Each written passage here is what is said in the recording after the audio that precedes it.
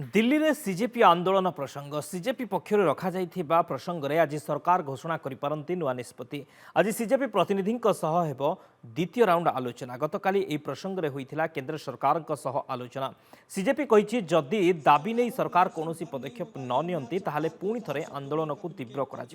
केंद्र शिक्षा मंत्री इस्तीफा नीट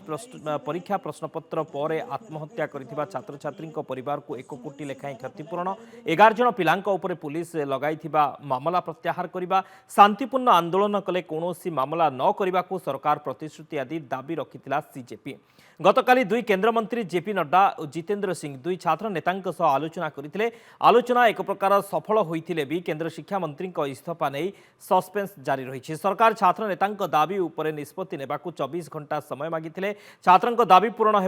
हेबो ना देश पुणी थरे बड़ छात्र आंदोलन आड़ को मुहाइब ता उपर रही समस्त नजर केंद्र शिक्षा मंत्री को टार्गेट करी विरोधी दल नेता राहुल गांधी कही शिक्षा व्यवस्था रे परिवर्तन आने को इस्तीफा देवाकू पड़िबो